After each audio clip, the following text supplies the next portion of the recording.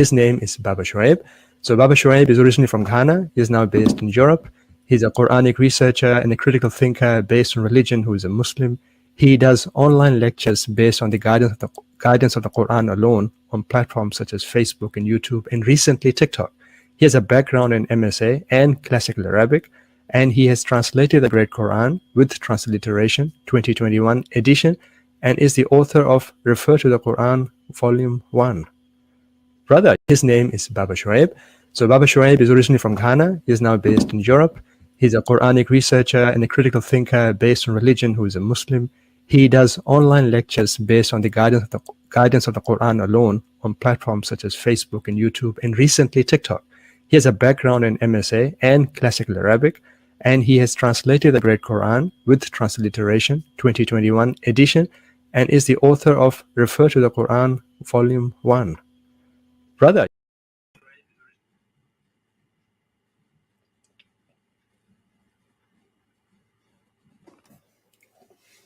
Yeah, assalamu alaikum, ladies and gentlemen. Peace be upon you all.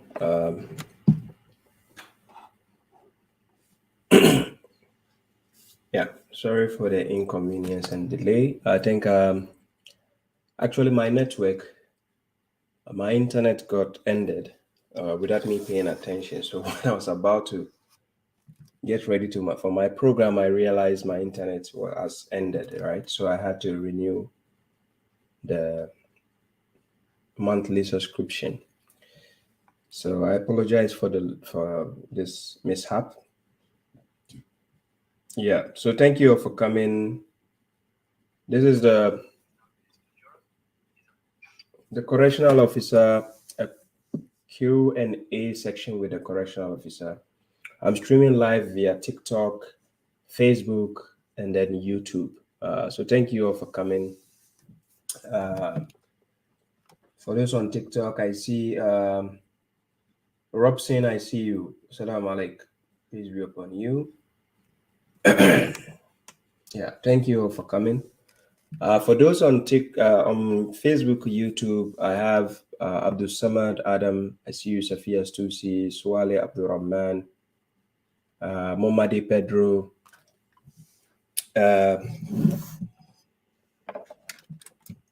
Momadi Pedro.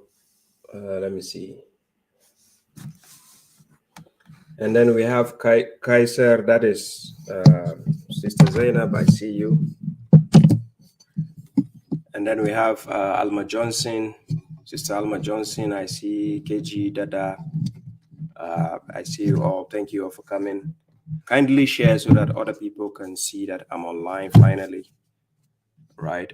It was just a network issue. I'm waiting for the internet to be connected because the monthly subscription I had ended and I delayed with the payment. When you delay the payment, they stop it till you pay. So that's just what happened. So thanks to God, I'm here.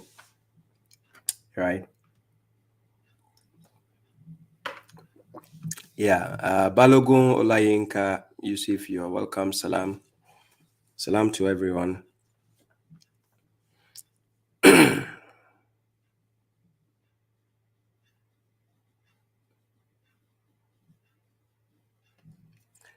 Yeah. So I have two main questions to address. Salam, Abu Thomas. Yeah. Salam to you all.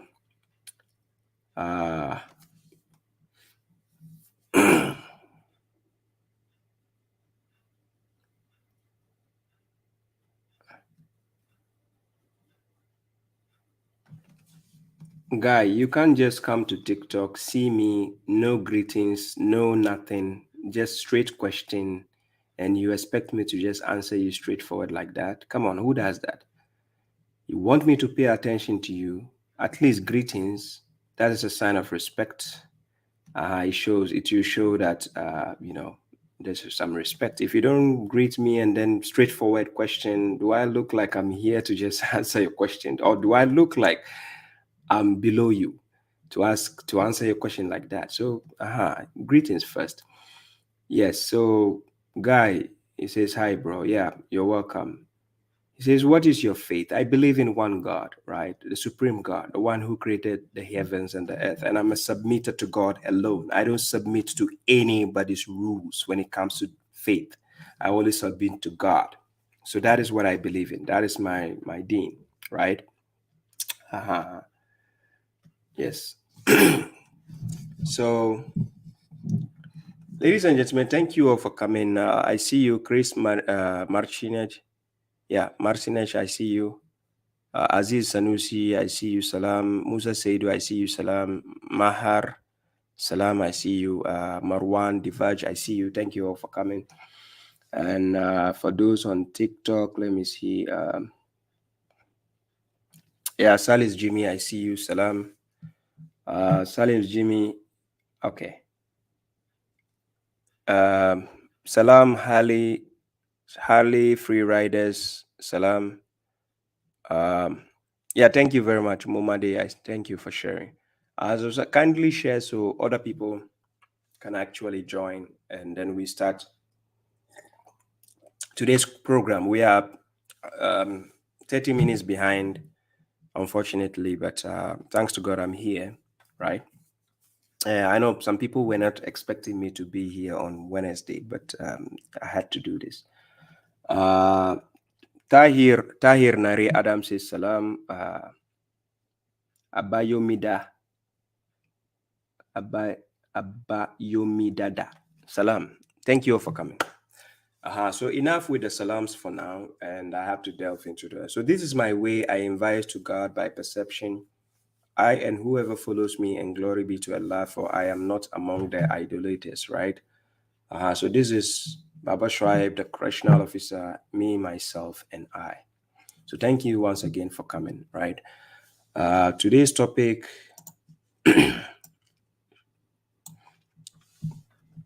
I will address two questions have been asked during the week before I move on to answer questions which I'll be asked here as time goes on, right?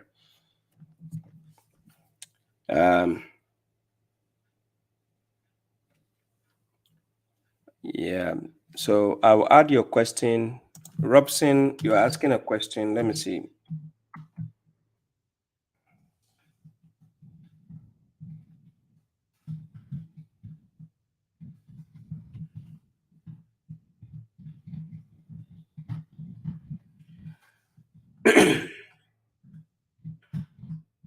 Yeah, so Robson, via TikTok, I've pinned your question, so I'll come to your question later on, right?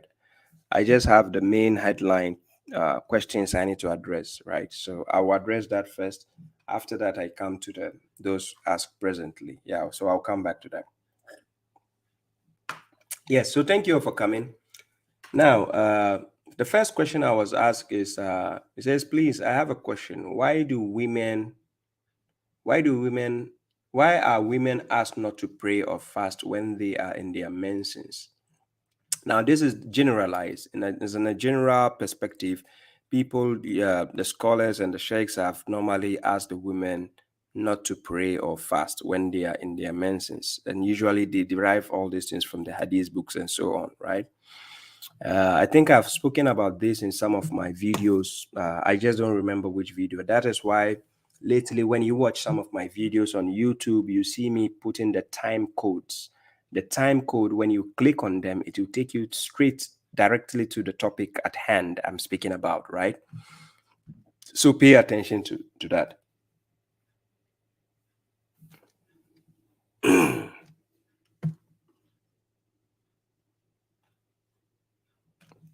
Yeah, so pay attention to that.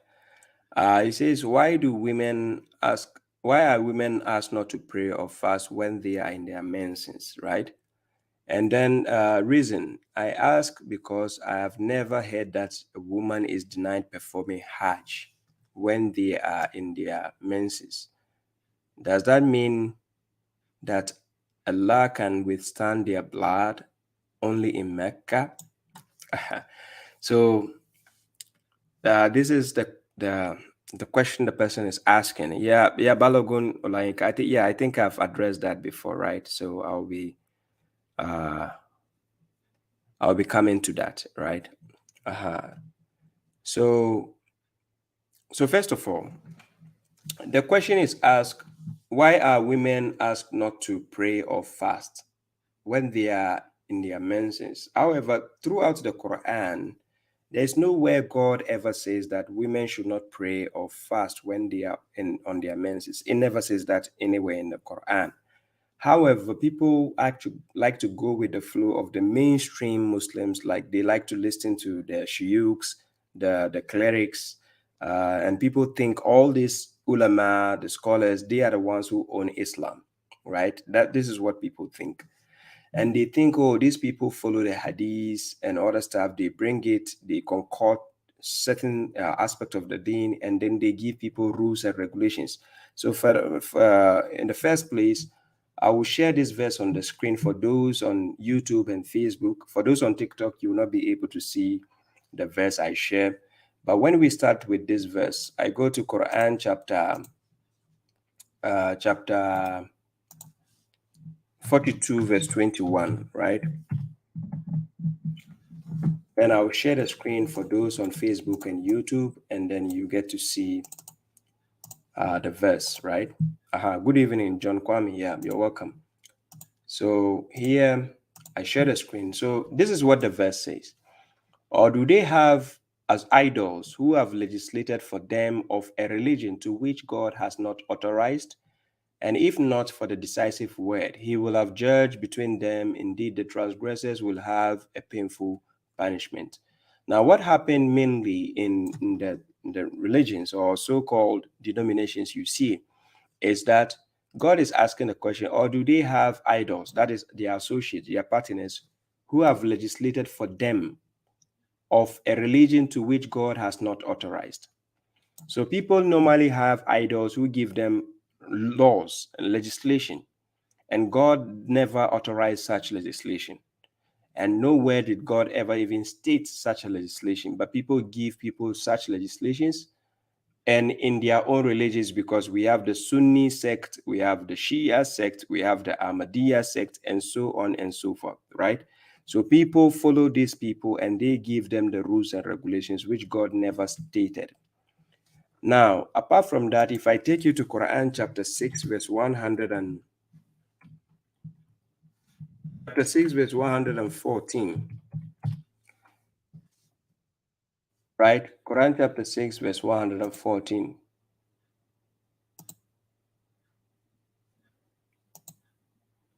Yeah. So God says, so shall I seek a judge other than God, while he is the one who has revealed to you the book explained in detail, mufassala, and those to whom we gave the book, know that it has been revealed from your Lord in truth. So do not be of the doubters, right? So when it comes to your matters of your faith, your deen, yeah, thank you very much from Finland. Yeah, I see you. So shall I seek a judge other than God while he is the one who has revealed to you the book explained in detail? So meaning when it comes to the matters of your deen, your faith, you do not have to go and pursue certain things you have no, uh, uh, authority from God. Because even if it is a legislation, it has to be authorized by God. And we have to see it in the book of God. So now, shall I seek a judge other than God, while he is the one who has revealed to you the book explained in detail? So which means anything concerning the matters of my deen, I should find it in the book of God. Because we practice religion because of God. We dedicate our faith to God. We don't dedicate it to human beings or, the idols you put on the side. We dedicate it to God. Let me see if I know this person.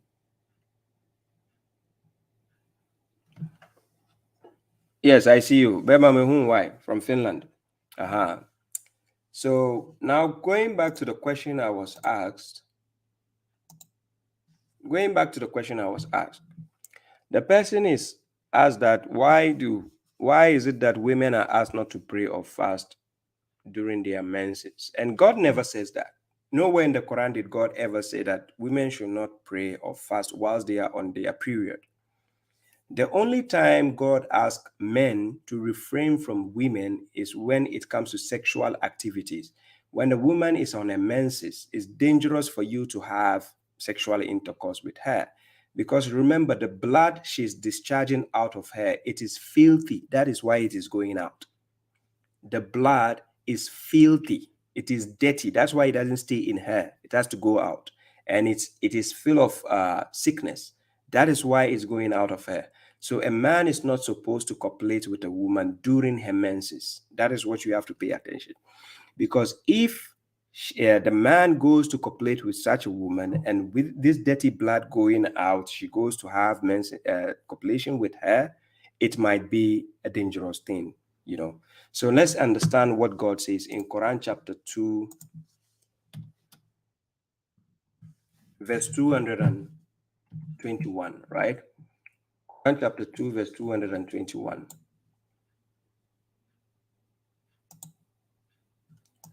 Yeah, so I put the verse on the screen. For those on TikTok, Facebook and YouTube, you can see the verse. Let's see the verse. So Quran chapter 2, verse 221. For those on TikTok also, you can open it on your side and check, but you cannot see the verse I put on the screen, right? Yeah, salam. Is it Gerginsh Khan Panisha? You're welcome. So Quran chapter 2, verse 221. And do not marry the polytheistic women, right? Oh, sorry. Quran chapter 2, verse 222, not 221, sorry. Quran chapter 2, verse 222. It says, and they ask you about menstruation, al-mahid, that is menstruation. Say, it is harmful. Menstruation is harmful, right? That's why a lot of women, they have pains and a lot of things going on during menses. Their hormones, you know, changes, their reactions. Some of them get grumpy, you know, a lot of things, right? Menstruation is harmful. So dissociate from the women during what? During menstruation. And do not approach them until they cleanse, right? They cleanse. So dissociate from them is talking about sexually, don't, you know, copulate with them. So you have to dissociate from them when it comes to the menses, because it has to do with blood, right?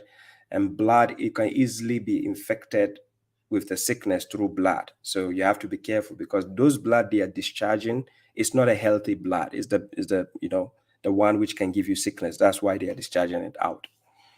And do not approach them until they cleanse, meaning they cleanse, the blood is away. Yeah, you can approach the woman because the blood is gone, it's away. She's cleansed, she's washed it off, right? And when they have cleansed, then approach them. And this approaching is talking about sexually approaching them. It's not like going, sitting next to them. Like, for instance, you hear the scholars telling you, don't sit next to a woman if she's on the menses. No, Quran never says that.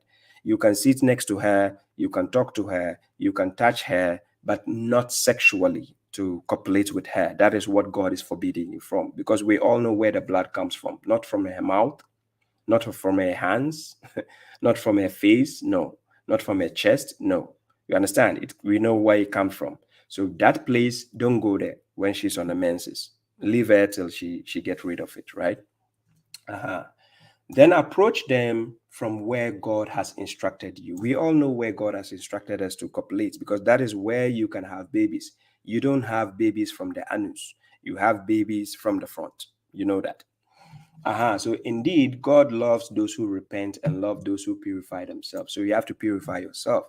So it is a convenience for you, the man. If the woman is not on a period and you copulate with her, it is more pleasurable than having sex or copulation with her when she's on a period. It's disgusting. It's nothing good about it, right?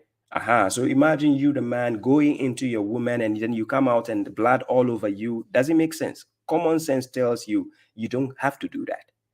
To copulate with a woman while she's on a period, blood everywhere. Are you comfortable with that? No. You understand? So whatever God is telling you to refrain is for your own good. You can decide to do it. It doesn't harm God in any way. That's up to you. You are the one to suffer with whatever sickness you get. That's up to you. Right? So God loves those who purify themselves. So you have to purify yourself, which means if you are not part of people who purify themselves, God is not in love with you. And it's simple as that. You understand? Just like babashuaib, I don't like people who are dirty. If you're a dirty person, don't come next to me. It doesn't mean I hate you personally, but I hate you being dirty. So if God says he loved those who purify themselves, it is nothing, there's no discrimination there. If you want God to love you, purify yourself. Simple logic. Right? So then it goes. Chapter 2, verse 223. Your women are a cultivation for you, because God created women so that a man can plant a seed inside her. So she's like a cultivation, she's like a farm. It's not an insult also. Foolish people would think God is insulting women. That is why a man doesn't carry pregnancy. It is a woman who is supposed to carry pregnancy. He created women in such. If you're offended, go and fight God or take God to court. Right? Your women are a cultivation for you. That is why the woman has to carry the pregnancy. The man has to put the seed there. Right? Good. So approach your cultivation however you will. The way you want to do with your woman, you agree with your wives. Have sex the way you want. Do what you want. God has given you a cultivation. Imagine if you have a farm. You come the way you want. You can come from the back, from front, anywhere, right? So one day somebody was asking me, can I have oral sex with my wife? Well, when the last time I checked the Quran, he never said this is haram. You'll be a fool to tag these things haram. How? Are you a fool? Since when did you create your own, dogma to start giving legislations? You understand? So your cultivation, approach it the way you want. Just have a mutual agreement with your wife, however you want to do. Oral sex, no oral sex, that's up to you. However you want to do, God says, right? So, and present for yourselves.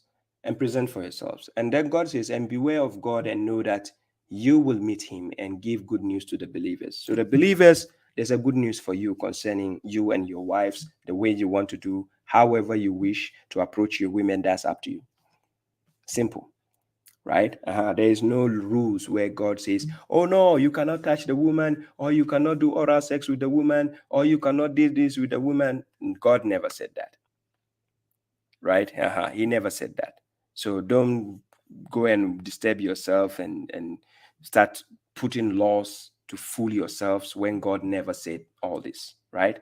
So now, this is the only place where God spoke about a woman's menstruation and what needs to be done, meaning we have to avoid the woman during the menstruation. Don't go sexually active with her when she's on a period, because the blood is harmful, it's dangerous, right? And maybe she might be having cramps and something. Cramps there, and you go trying to penetrate her, you cause problem for yourself. You understand? So that is why God says you should dissociate from them. Right? Dondi ila salam, you're welcome. So this is the wisdom behind it. So when it comes to women, nowhere in the Quran did God ever say that when a woman is on a period, she should not pray, she should not fast. He never said that. But we are going to go to that aspect, right? Now we go to Quran chapter 5. Quran chapter 5, verse 6.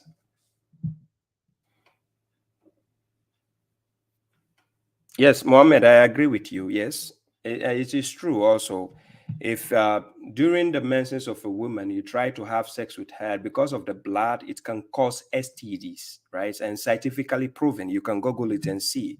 You can contain STD, right? Sexually transmitted diseases can happen to you because you refuse to pay attention to the instruction God is giving. God is giving us legislation for our own good. It doesn't harm God the least if you decide to have sex with your wives or your women whilst they are on their menses. That's up to you, right? But for your own good, God says refrain till the women have, cleansed, meaning they get rid of it. Then you can approach. It's easy. I don't see why people are trying to make a big deal out of this. Anyways, so Quran chapter 5, verse 6, we're going to see Surah Al-Ma'idah, right? Okay, let's start from Quran chapter 4, verse 43. Then we go to chapter 5, verse 6. Brother,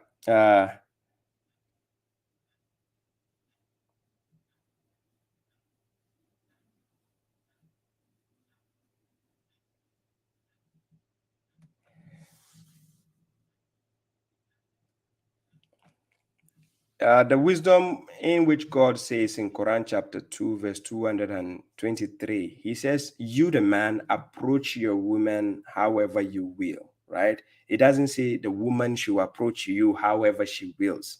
It says the man should approach his woman however he will. So wisdom behind it is the man, has the way to approach the women sexually. But it is not like a woman who rather go and put something in the wrong hole. What does the woman have to put in the wrong hole? No. The woman is not the one, and her. So that is the point. So if your question, I've seen your question. Yeah. So Quran chapter 4, verse 43. O you who believe, do not approach the salat while you are intoxicated until you know what you are saying. Nor unclean. When we say junuban, something which can make you impure, which can cause you to be unclean, filthy, dirty inside you. So janaba, that is why people have invented what they call the bathing of janaba. So junuban is to be impure or unclean, right? So you do not have to approach the salat whilst you are unclean as well, unless traversing the road until you have washed, right? But if you are sick or on a journey, or one of you comes from the toilet, because we go to toilets to do two things. It's either you go to pee or you go to what? Poop. Two things, right? Or one of you comes from the toilet, or you have touched the women. Now, touching the women here is about sexually touching them. It's not like a physical touch, like you just touch like this and you say, oh, that's a sexual. No. Sexually touching. La mastumun nisa.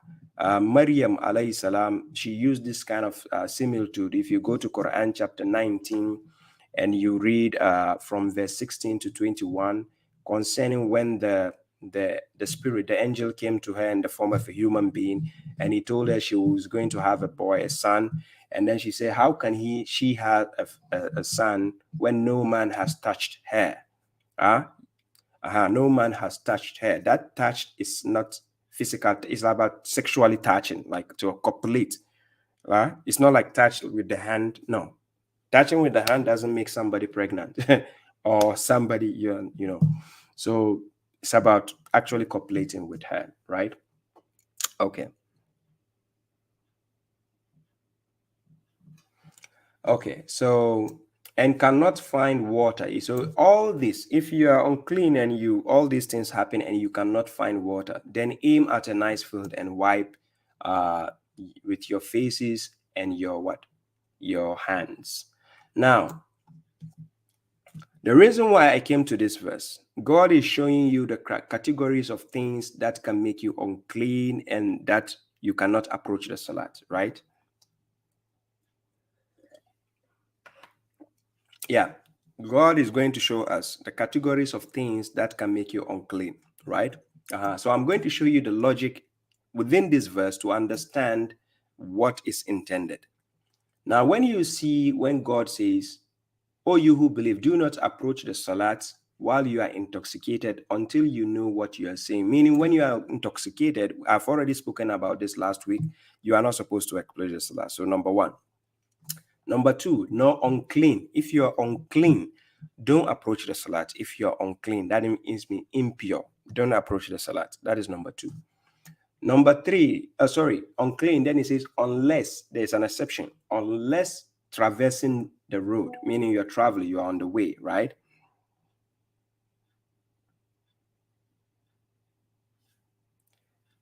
Yeah, somebody's asking. Eid salat is not part of Islam. It's not fard. It's not in the Quran. Nowhere did God say you should perform Eid salat. Somebody was asking a question. I just saw it. There is no Eid salat in the Quran, and it's not part of Islam. When we say Islam, if you read Quran chapter 5, verse 3, God says, Al-yawma akmaltu lakum dinakum wa atmamtu alaykum nimati wa raditu lakum al-islam dina. So God says, to this day, I have completed the deen for you, and I have completed my blessing upon you, and I have approved Islam as a religion for you. So this Islam that God has completed throughout the Quran, we never see what we call Salat al-Eid, or we say Eid al-Fitr, or Eid al-Adha. It's not in the Quran. It's not from God. It's not part of Islam. Listen carefully. So there's nothing called Salatul Eid where you have to go for. It's not part of Islam. Your shuyuks, they concorded that. They invented that. It's not part of the Islam of God. Remember that. So going back to Quran chapter 4, verse 43, it says, but if you are sick or on a journey, or one of you comes from the toilet. So this is another exception God is going to give concerning salat. Things that can, void your salat because you are under the influence of ablution. So when you wash yourself, you do the ghusl, you have to do the ghusl before you go to salat. So things that can nullify your salat is the criteria God is giving you. So then he says, on a journey or one of you comes from the what? Toilet. Now, we all know when a person goes from the toilet, what can happen. When you go to the toilet, you can be stinking. You can have smell or scent within you.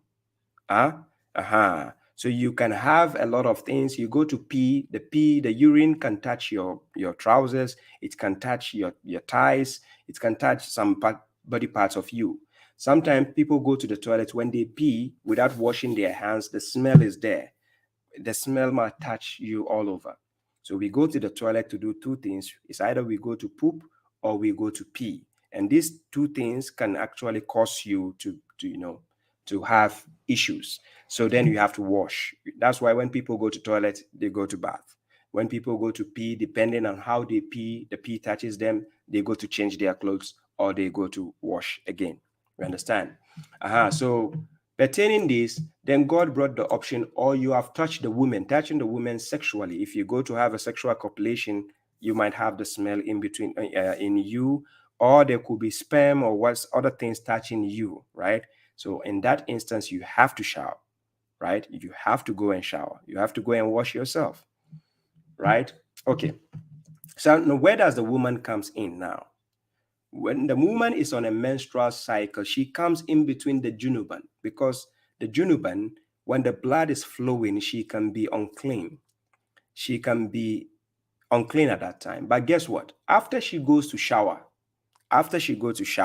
she can put a pad and protect herself. At that time, she becomes clean. She's clean, right? Somebody will say, but the blood is still oozing out. Okay, no problem. What about you, the man? When you go to pee, after peeing, can you tell me 100% that there's no little pee still dropping in your pants? Does that nullify your salat? No. Because that is something out of your control. That is something out of your reach. That's tiny pee coming out from you, touching your pants, cannot nullify your salat. No. It is far beyond your reach. No matter how some people will say, oh, you have to wash.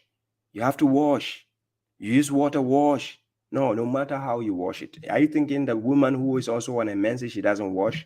She washes and wear a pad, right?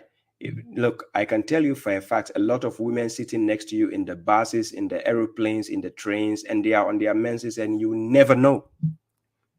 Yeah, you will never know. Unless if you are sexually active and you want to go next to her sexually, then she'll tell you, hey, I'm on my period. Then that's when you go back. You understand?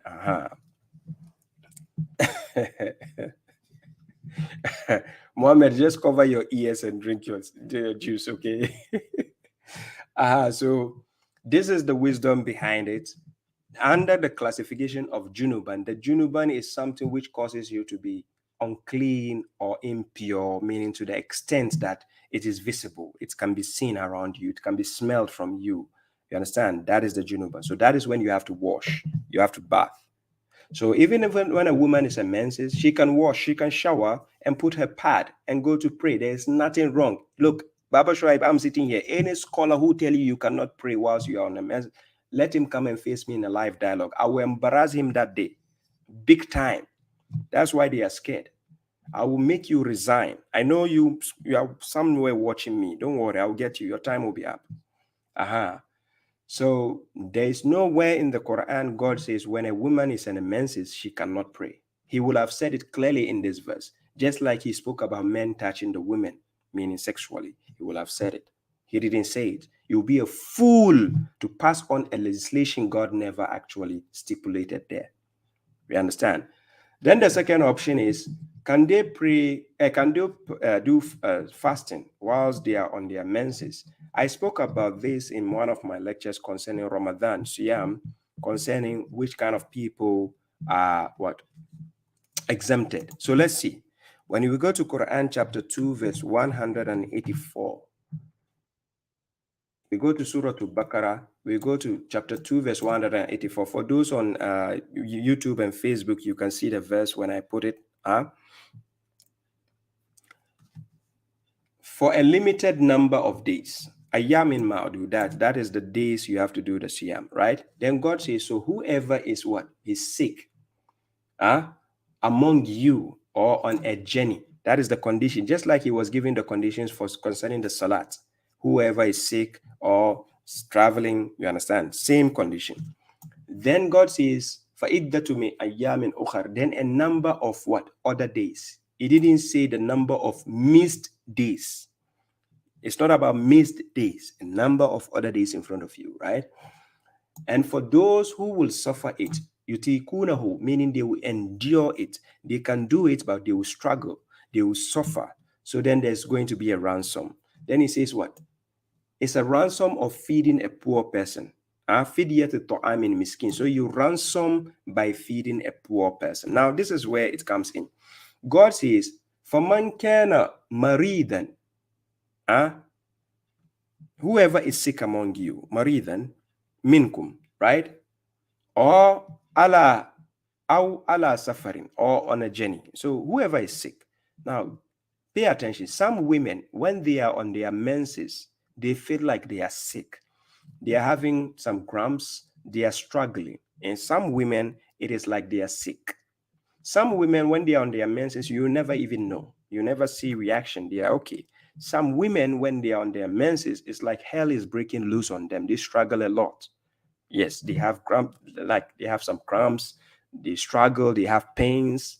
In that case, you are sick, or there's an exception on you. Do you see the point? But when a woman thinks, oh, I'm okay, there's no cramp, there's nothing I can do it. Yes, that's it. Yeah, Sister Alma Jones is obviously the shaitans are here. That's why I'm not paying attention. Let them keep doing it. They will fade away. Allow them. Just let them type that out. They'll fade away. If they are men enough, I will open the phone lines, let them hop on, and then I'll set them up as scapegoats. I know they cannot stand me. So, and whoever volunteers well, then it is good for him, but to fast is better for you, if you should know. So coming back to the point, a woman can only fast even if she's on a menses, so far as it doesn't put her in a sick position. If it doesn't make her ill, she can fast. The exception is whoever is sick or on a journey has been exempted from the siyam, right? So if you think your menses makes you sick, then don't do the siyam. If I'm you in that position, if I will struggle trying to do the fast, what I will do? I'll ransom by feeding a poor person. That is the easiest way. If there is no act of ransom, that is when you can say God is forcing you to fast whilst you are on your menses. God is not forcing anybody. Quran chapter 22 verse 78. Huwa ajtabakum wa ma ja'ala alaykum fid din min haraj. He is the one who has chosen you and has not placed any difficulty upon you in the religion. So pay attention. You'll be a fool to be placing difficulty on yourself when it comes to the matters of deen. I'm repeating again. You will be the biggest fool to be imposing rules on yourself when God has actually made the deen easy or simple, right? Yes, my sister, you can ask your question. I'll tap it. I'll tag it. I'll answer your question, right? So this goes to the first question I was asked concerning why is it that women are asked not to pray or fast when they are on their menses. So first of all, God never asked them not to pray or fast when they are on their menses. However, there are conditions and criteria they have to meet or fit in order to observe such things. But God never directly just say, hey, they can't do this. No, he never said that, right? So let me see what I've missed on YouTube and Facebook. Yeah, Salam Yusuf Saliu, you're welcome.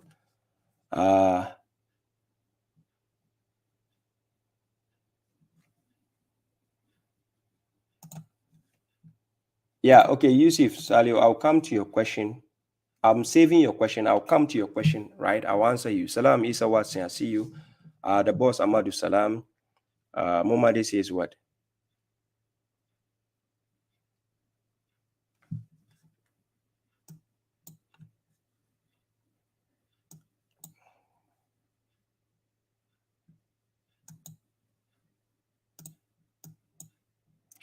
Yeah, Salam Baba said okay. Let me see. Before I go to the second question, my sister, is it? Yeah, I think Sister Adiza, right? You can ask me the question. I will answer you. I will come back and answer you, right?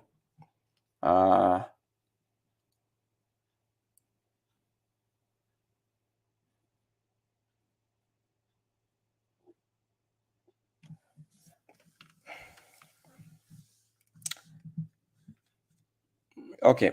So let me go to the second question. So the second question was Abraham commanded to sacrifice his son, or was it just a dream? Yeah. Salam Jamila Ramzi. So that's what the second question. The person is asking, was Abraham commanded to sacrifice his son, or was it just a dream? So let's find out. So let's go to Quran chapter 37, right?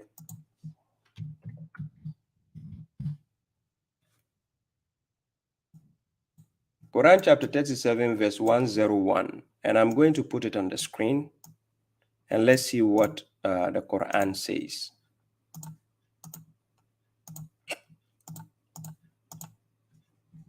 Yeah.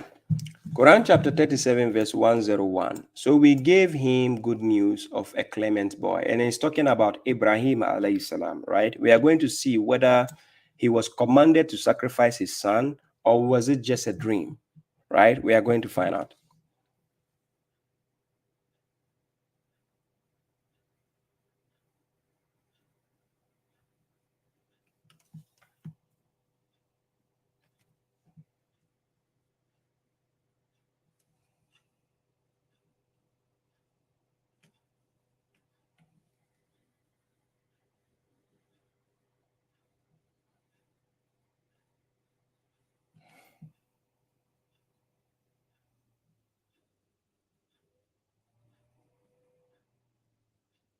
Yeah, my sister, I'll come back to your question.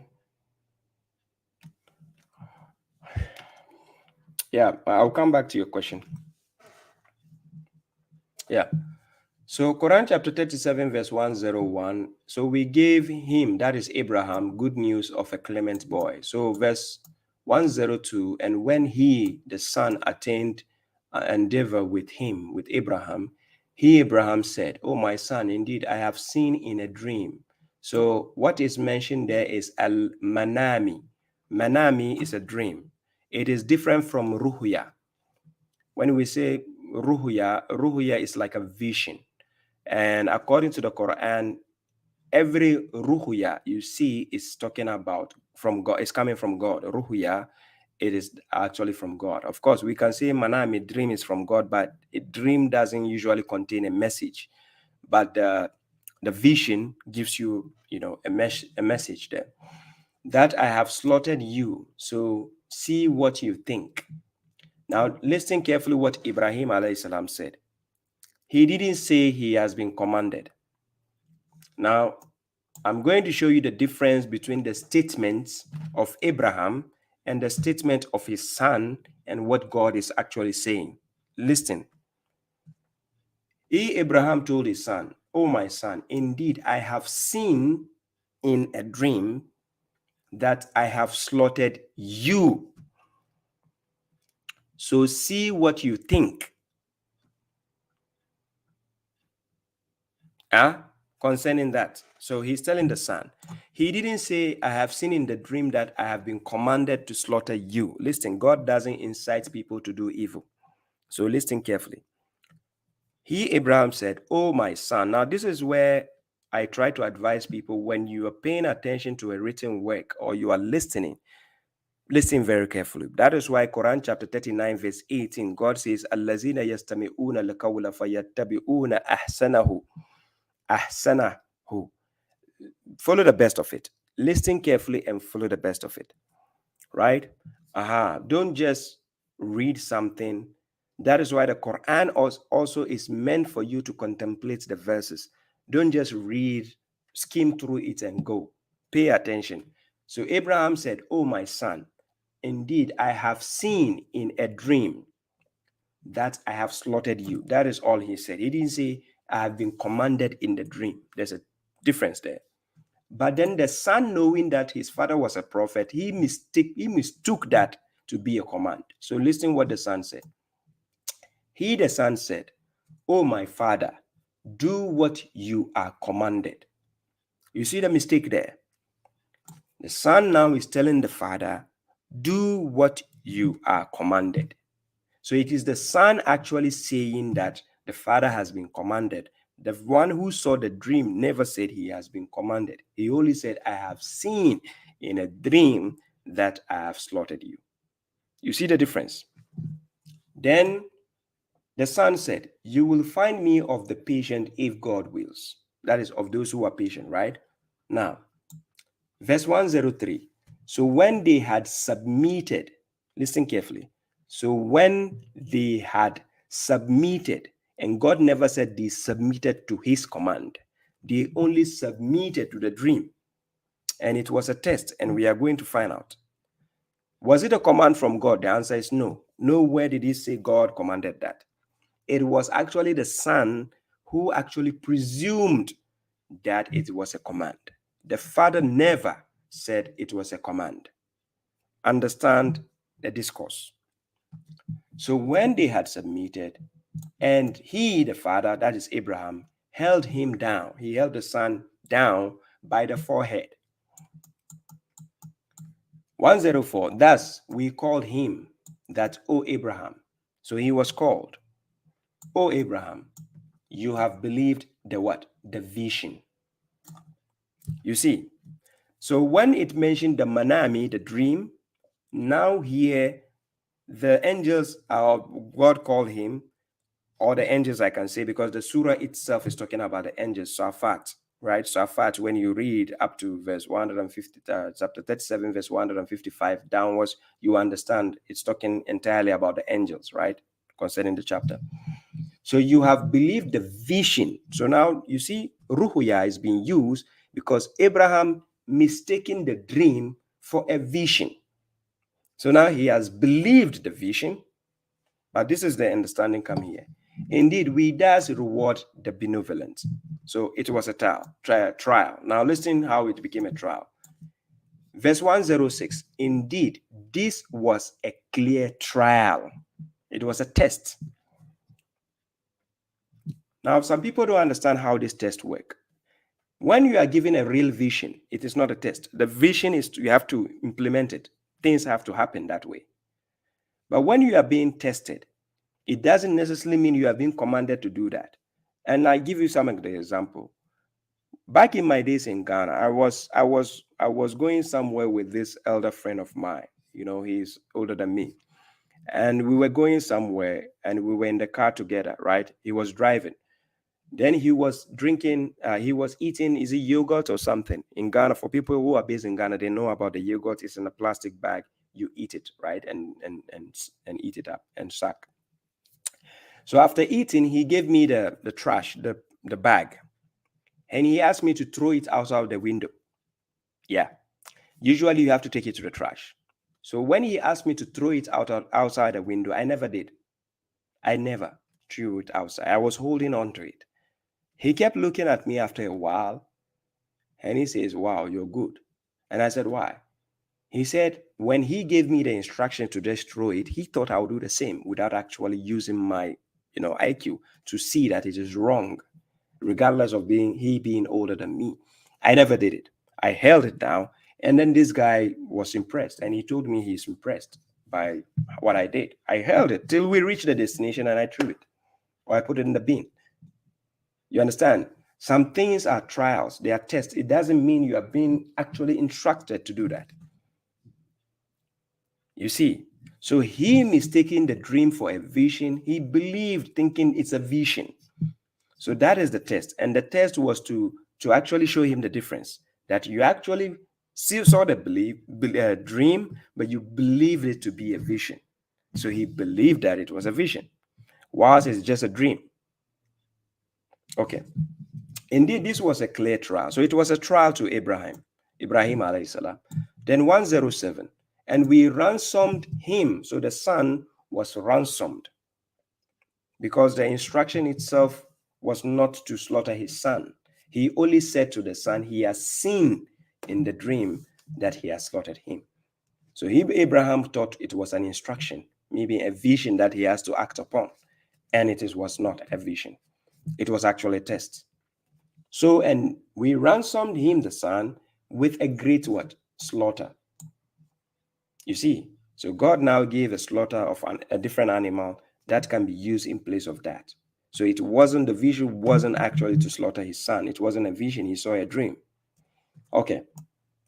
Verse 108. And we left about him, who is that? Abraham, for the later generations. And that's why the later generation, we are still reading stories about Abraham, and it's still there. And that is why God asked us to follow the Millata Ibrahim, the creed of Abraham. Hanifa, he was an Orthodox Muslim, correctly up to standard, accepted by God. That's why it says Ibrahim Hanifa. Now, when you go to Quran chapter 2, verse 124, God chose him. He made him as an imam for mankind, right? He was the imam, the leader of mankind. Are you telling me the prophets were not people as well? They were not part of mankind? So God knew that, right? But he chose Abraham to be the leader, to either the imam. So that is why God never asked you to follow the millata Muhammad. He said, follow the millata Ibrahim. You'll be a fool to say you are following sunnah of somebody God never gave you authority to follow. The prophet himself, Quran chapter 3, verse 95, he said it himself. Sadaqallahu, fattabi'u millata Ibrahim hanifa. This is what God asked him to tell you. And you are foolishly telling us that you are Ali Sunnah, you are Shia, you are Tariqa to Tijaniya, you are Ahmadiyya, you are Salafiyya, you are Wahhabiyya, you are Istiqama. You are kaput in the head. And we left about him for later generations. Peace be upon Ibrahim, that is alayhi salam. Peace be upon Ibrahim. That is the verse, what it's saying. You understand? So the story is clear. The verses of God are clear. There is no instance where God actually said he commanded him to do that. So listen to how, a text work when you're reading. Don't put your own presumptions there. Allow the text to do its own clarification. That is why God said in Quran chapter 16, verse 89, وَنَزَّلْنَا عَلَيْكَ الْكِتَابَ تِبِيَانًا لِكُلِّ شَيْءٍ. The book is to serve as a clarification for all things, not you trying to clarify your own opinions and whims and desires. We don't need that. That's why Quran chapter 10, verse 82, God says, وَيُحِقُّ اللَّهُ الْحَقَّ بِكَلِمَاتِهِ وَلَوْ كَرَهَ الْمُجْرِمُونَ. So God will enforce the truth with his words, not your scholars' words. We don't need that. That is trash. Not your imams. We don't need that. They are trash. God will enforce the truth with his words. If you don't like it, go and bend the sea. Mushriks. So we can see clearly Abraham was never claimed that he has been commanded. Neither did he say that, oh, God told me to do this. No. He only told his son, I have seen a dream that I have slaughtered you. And then the son mistook the dream as a vision and told him that, do what you are commanded. Do you see? So it was just a trial and a misunderstanding between Abraham and his son, who mistook the dream to be a vision. Understand that? So it was a trial. So that's why God ransomed something in replace of that slaughter. So that is the second question, and we are done with that. Hey, Salam Shamu, I see you.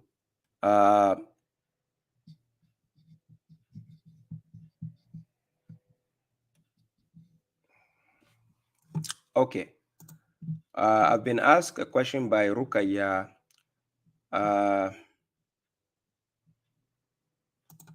yes, Sister Zainab, Kaisar, I've explained about Idil Adha. I have a video on it. It is watch my video concerning Idil Fitr.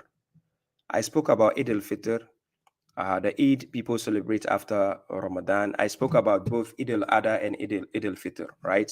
So watch on my YouTube channel. You see, go to my playlist and look for live lectures. Live lectures. You see it in the playlist of live lectures. I have it there. Yeah. Balogun, you are laughing, eh? Musa Khan, yeah, salam. Ismail Ajani, salam. Okay, let me go back to TikTok. I was asked a question by this sister. That is, Sister Adiza asked me a question. Let me see if I remember the question. She said, you said there is no Eid prayers. Yeah, I said there is no Eid Salat in the Quran. So understand the difference of my statement. Eid prayers, yeah, they are there. People are doing it. The mushriks, the hadithiyuns, they are doing Eid prayers because their scholars, their hadith books gave them that. I said there is nothing called Eid Salat, or we say Salat al-Eid. It's not in the Quran. It is not from God, right? But however, celebrating Eid itself, celebrating it, eating meat, eating food is not haram. If you go to Quran chapter 5, verse 112 to 114, even the people of Isa alayhi salam and his disciples, they celebrated Eid. It is not haram to celebrate Eid, but to go and implement a salat and say this is Salat al-Eid, this is Salat al-Eid al-Fitr, Salat al-Eid al-Adha, is not part of Islam. The Islam that God completed in the Quran, as I read in Quran chapter 5, verse 3, this day I have completed the deen for you, and I have perfected my blessings upon you, and I have approved the religion for you, Islam, as a religion for you.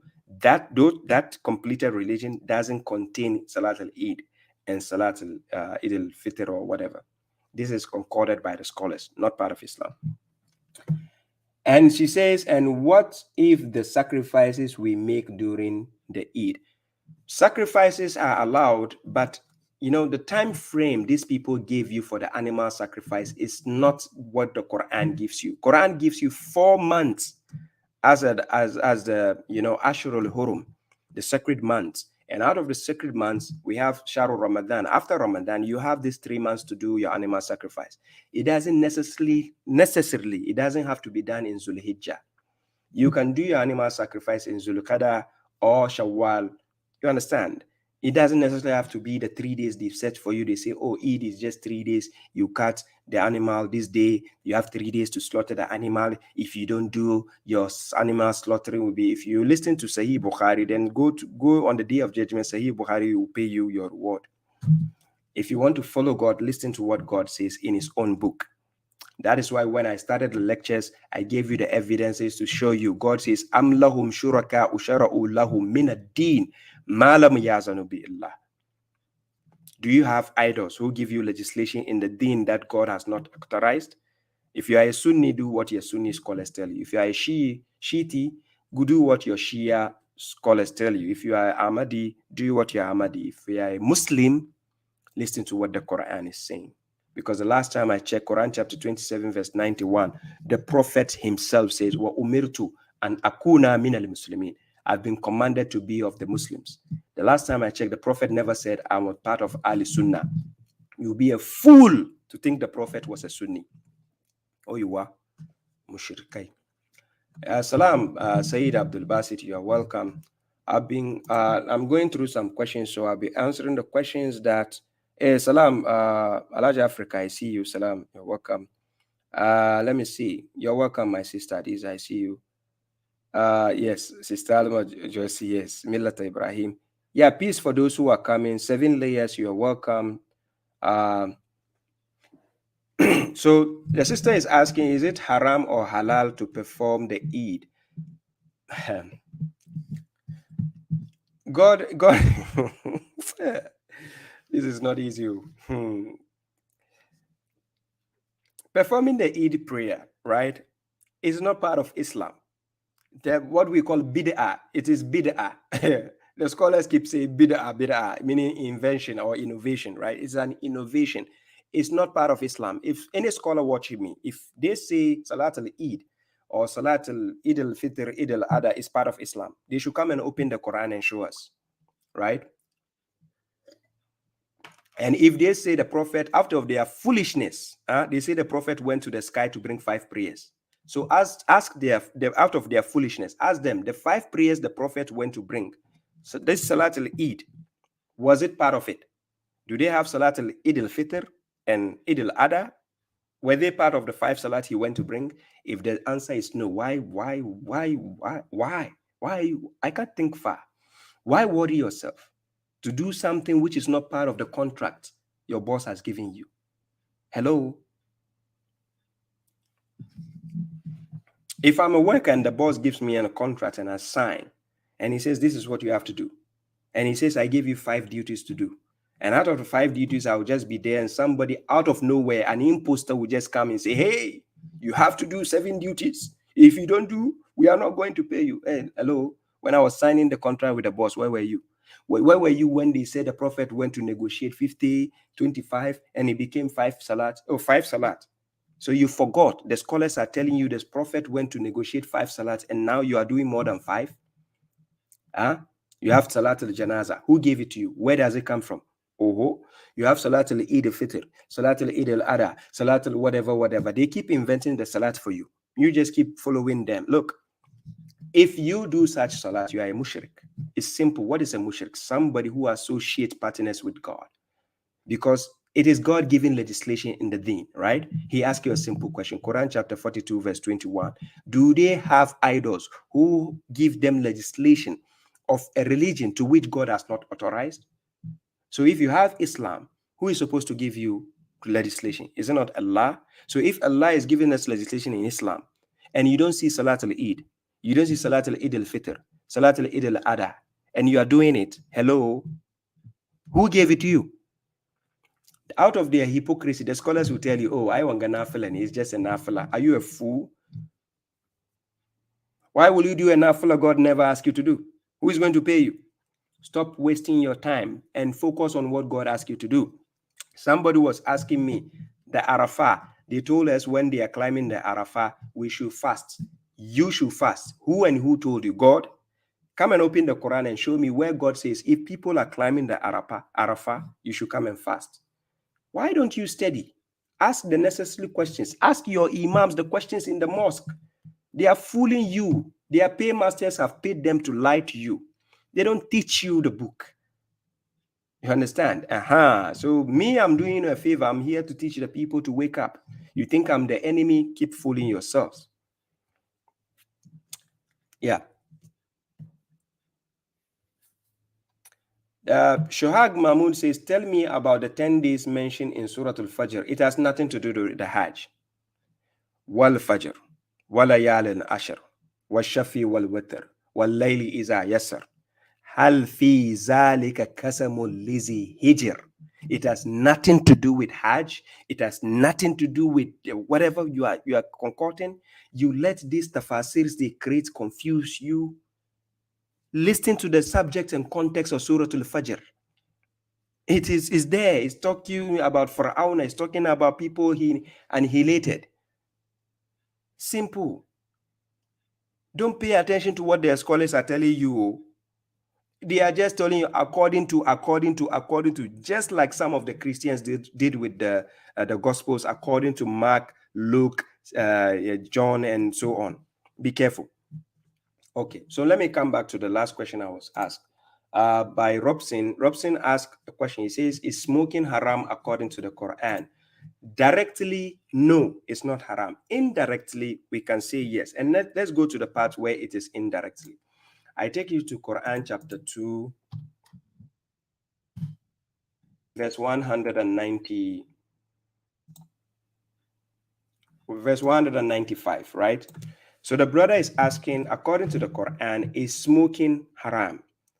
Directly, no, it's not. Indirectly, yes. So how do we deduce that? I'm going to give you the answer. So I'm going to share the screen. For those on Facebook and YouTube, you are going to get the answer, right? Thank you very much, Musa Ibrahim. I appreciate that. We go to Quran chapter 2, verse 195 to see the answer concerning this. So God says, and spend, when we say anfiku, is to disburse. And when we say spend, it's not like going to buy yourself a motorbike or, iPhone, not that. Disburse means to expend by helping people, by charity and something. So disburse in the way of God. So we all know the way of God, right? If you don't know the way of God, study the Quran to know the ways of God, right? So the way of God, sabilillah. But do not cast your hands into distraction. Now, this statement here is a simple statement, but it's a broader one at the same time. The context is talking about your wealth, what you spend to help people, to help the needy, to help the orphans, to help whoever you want to help, through zakat, through sadaqah, through whatever you want to do for good will, right? Disburse in the way of God, but do not cast your hands into distraction. How do you cast your hands into distraction? Somebody's asking me, smoking haram. So let's say you use your money to go and buy cigarettes. You use your hard-earned money. Instead of using it on the way of God, you use it to go and buy cigarettes. The first question is, cigarettes, what is the benefits of cigarettes? You only went to buy cigarettes to smoke. What is the benefit of smoking? What do you get? Will it kill you? Is it dangerous? If the answer is yes, you are casting your hands into distraction. Because what you are doing is, you are actually going to, instead of using that money for the way of God or something beneficial, you are using it to cast yourself into your own distraction. Yes. You understand? So why not rather use it in the way of God? Instead of going to use it, this money, buy smoke, which will not benefit you. Listen, it will not benefit you, but to cause you harm. So in the day of judgment, are you going to stand in front of God? Say, how many packs of cigarettes did you buy? Oh, I bought 50. What is the benefit? What did he do to you? Oh God, it actually gave me a cancer. Yeah, they told me there's no cure. So yeah. So God will say, did you actually listen to my advice? Don't cast your hands into distraction. Because you use your hand to smoke. You buy the smoke with your hand. You use your own hand to take the money and buy. This is the wisdom behind the statement. And when God says, Inna sanulika alayka qawlan thaqila, the word of the Quran is heavy, but to the wise is simple. That is why we say a word to a wise is enough. So God doesn't have to break things down too much for you to say, oh, does God directly say smoke is haram? It doesn't have to always do that. He's speaking to wise people. That's why he keeps saying ulil albab, ulil albab. So some things are directly in the Quran and some things are indirectly stated in the Quran. So as a believer, you shouldn't use your own hands to cast yourself into distraction, but rather use it wisely in the way of God. So that is the wisdom behind it. Yeah, thank you very much, Balogun. I appreciate that. Thank you. So now I've finished the main questions on the board. Let me jump to the questions I've actually tagged.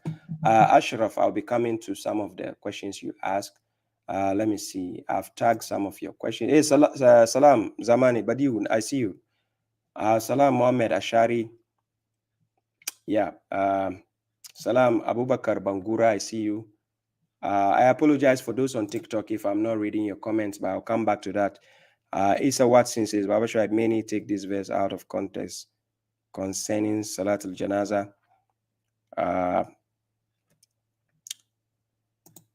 Isa Watson, I actually have a video on this on my YouTube channel. If you go to my Salat series, when people want to know that, they should watch that video, they will understand. Chapter 9, verse 84 has nothing to do with Salat al-Janaza. I put a challenge to them. They should show me in that verse where it says Salat al-Janaza in that verse. First of all, no. There's nothing like Janaza. The word Janaza, throughout the Quran, you will never find Janaza in the Quran. The word Janaza is not there. So where did they get the notion Salat al-Janaza? Just like they keep saying Salat al-Jum'ah. The fools, I keep asking them, prove to me where it's written Salatul Jum'ah. They keep struggling. They go back. They say, this guy is confused. This guy is crazy. I'm still here. You have never proven me wrong. Thank you very much, Isalma, for the gifts on TikTok. I appreciate that. Thank you for the gifts. Okay, let me see some of the questions I've tagged. First question I was asked was by Jack. Is it Jack Bauer or Buea? It says, good evening, sir. Please, why do we have different tafsirs to some verses? Example, Quran chapter 66, verse 1 to verse 4. Ibn Kathir's tafsir on it is different from tafsir Jalalain. Those tafsirs, they have not been given to permission by God to do any tafsir. When we say tafsir, we are talking about commentary or exegesis or explanation. God never asked Ibn Kathir to do the tafsir of the Quran. He never asked Ibn Jalalain to do anything. When we say Jalalain, we are talking about the two Jalals. He never asked Jalals to do any tafsir. I don't know who gave them the permission, right? Look, Quran does the tafsir on its own. Quran chapter 25, verse 33. وَلَا يَعْتُونَكَ بِمَثَلٍ إِلَّا جِهْنَاكَ بِالْحَقِّ وَأَحْسَنَ التَّفْسِيرَ. So God has brought the Quran, which contains the best in explanation. So if Quran is already best in explanation, you'll be a fool to think another book is the one going to explain a best explanation book already. What is wrong with these mushriks? Do I look like I'm struggling when I'm giving people answers from the book and explaining topics by the Quran? Do I look like I'm struggling? I've prayed to God to endow me with the wisdom and knowledge of the book. That is why you see me presenting the cases easily. Quran has all the answers. Look, if Quran doesn't mention something, then it has nothing to do with Islam. This necklace I'm wearing, fools will be watching me and say, look, this guy says he's preaching Islam. Look, he's wearing a necklace. Are you dumb? Go to Quran chapter 35, verse 12, and we'll see. I have to wear this and thank God for it. Do you think he created it in vain? If it is haram, he will tell you clearly, just like he told you about pork meat. He says, do lamul khinzir, don't eat it. Why? Because it's what? Filth, it's rijisun, and he's what? Fisk. It's dirty. He tell you clearly. If he doesn't want you to touch something he created, he will tell you. When he created a tree, he put it in front of Adam. He told him clearly, La takraba hazihi shajara. Don't go next to it. Is it for your father? It is for God. He says, don't touch it. He created the meat of pig. He says, don't touch it. Don't eat it. Out of your foolishness, if God doesn't say something is haram, and you didn't even investigate to see what he's saying, whether this can be done, then you go somewhere and go and formulate your own rules and regulations, and then start passing on laws and hating people out of stupidity, saying that, oh, look at him, he's wearing a necklace. What do you want me to wear? Second question. Yusuf Saliu says, Brother Shuaib, please, I would like you to clarify this for me. I'm owing someone money and that person died. So how can I get my money? Please help me. Okay, then you go to the legal will, right? I take you to Quran chapter.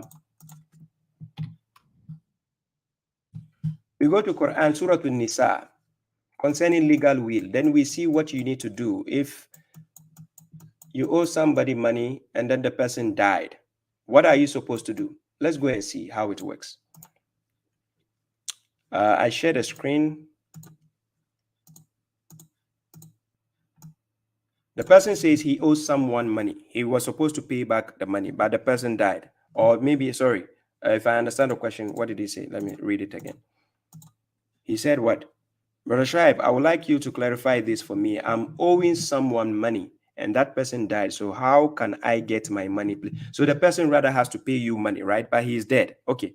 So let's find out.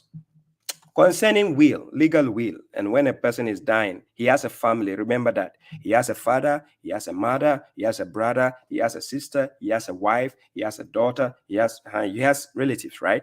Okay. Now, and for you is half of what your spouses bequeath. And if they had no children, but if they have a child, then for you is 1/4 of what they bequeath. After a legal will has been prescribed, or debt, dining or debt. When a person dies, we have to check his legal will and the debt he leaves behind. So the family has to take care of those things. When a dead person is dead, you have to go to the family and say, hey, he owes me money. He was supposed to pay me money. You have to bring the evidence. And that's why Quran chapter 2, verse 282, God says when you transact a debt, you have to write it down. That will serve as an evidence. And that's why when you owe bank money, bank will come and take all your properties because they have the evidence, which shows that you were supposed to pay them the money and you died, you didn't pay. So they will go to your family and take what belongs to them. Do you understand? So that should serve as an evidence based on Quran chapter 2, verse 282. You have to write it down so that evidence will be, in case the person die, you have witnesses and you can take it and show. Right? And that is why in this modern world, I prefer when I'm going to lend somebody money. If somebody is coming to borrow money from me, I prefer to do it via bank, to show the evidence, to write it down, to have the dates and everything. So the bank will serve as a witness that, hey, he has to pay me my money back. You understand? So that is the answer to your question. It has to be that the person who dies, the family, they shouldn't share his properties just like that. They have to check how his legal will works before, and then pay his debt before they share his properties or whatever. You understand? That's why when a person dies, you have to inquire about his background concerning what he has left behind, or whether somebody has to pay somebody money or something, right? So this is the way you get your money. Show the evidence of the debt you have transacted to the family and then get your money. If it is by verbal communication, you should find a witness, because if you trust that person before he died, there should be a witness at least who knows about the debt and can convince the family that yes, the person owes you money that they have to give. So that is your answer. The next question is Rukaya Olayinka says, Salam, brother. My question concerns the use of word Bani in Quran. So what is the difference between Bani Adama and Bani Israela? When God says Bani Adama, it is talking about the Homo sapiens who come directly under Adam, like all the people who came under Adam. That is Bani Adam. Then when we say Bani Israela, we are talking about the people who came out of Bani Israela, the descendants of Israela. Out of them, those are tagged as Bani Israel. So whenever God is talking about Bani Israela, he is not talking to everybody. For instance, you cannot include the Romans, chapter 30, the Romans, you can't include them among the children of Israel. It doesn't work. Bani Israel, they are not part of it. Right? Same goes, type of people you can't include among the Bani Israel. For instance, the people of Pharaoh were different from the people of Bani Israel. Right? So when God says, Ya Bani Israel, he is not talking to the people of Pharaoh. They are different. Neither is he talking to the people of Noah. So it is about a lineage, right? Or descendants of people coming from a particular, person. That is what God is using the Bani to address that, right?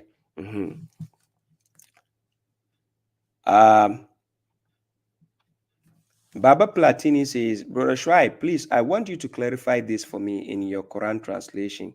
Quran chapter 3, verse 25, the word sovereignty, and Quran chapter 114, verse 5, the word bosoms. Okay, so let's see. He wants me to clarify something from my translation. So let's start with this. By the way, those on TikTok, I'll be coming to your questions. I've not forgotten you. I'll be coming there. We go to Quran chapter 3, verse 25.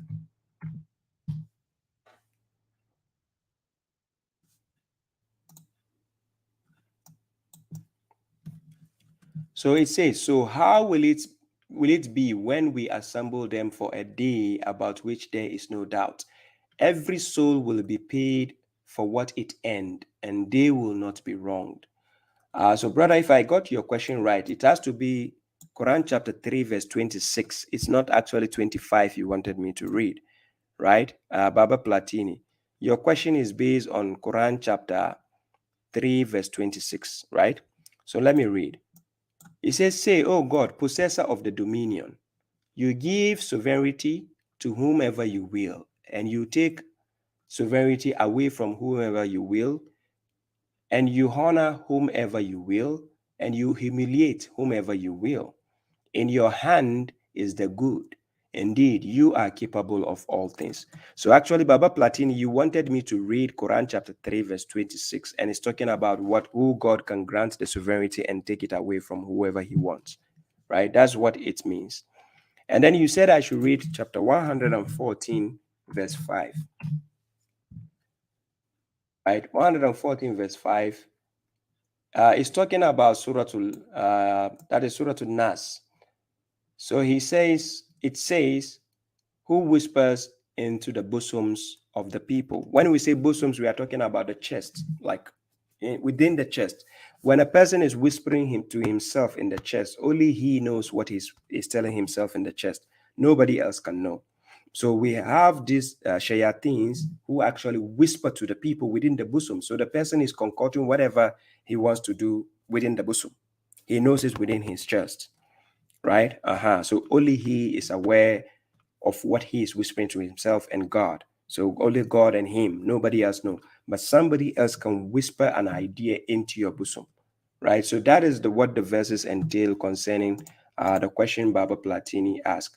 The next question is Ashraf Arami says, Eid Adha is the day of Nahar in Hajj, and at that day people give sheep and goats as sacrifices. Okay. He says, Allah said, so well-known days, which should be the day of Nahar and the 3 days of... And he says, it has nothing to do with smoking or health issues. It's about wealth issues. Okay. Now, Musa Ibrahim says, please, is there a verse in the Quran that indicates that one has to fast after the month of Ramadan to make up after midday? Is there a verse in the Quran that indicates that one has to fast after the month of Ramadan to make up? No, there is no such thing. There is no single verse in the Quran which says somebody has to make up a midday for fasting. There's no verse as such. They will keep saying, فَإِدَّةُ مِنْ أَيَّامٍ أُخَرٍ. Now, if you look at it carefully and translate it, there's nothing shows that God says you should do a number of, like him. He will have said a number of the days you missed. Remember where God talked about the Adha'us Salat. Adha'us Salat in Quran chapter 19, verse 59, God spoke about those who missed or lost the Salat. So if it is about losing something, God will say those who have missed or lost some days out of the Siyam, the days of Siyam, you have to do other days. It's simple. You don't show God how to talk. God said it in the simplest form. If you want to complicate things, that's up to you. It's simple, right? Mm-hmm. Yeah, salam, Sister Nazkan. You're welcome, Baba. So let me go to TikTok. I've done 1 hour 25 minutes. I'll be leaving soon. So let me give people the chance. By the way, let me create the invites for people who want to join as guests. I put it.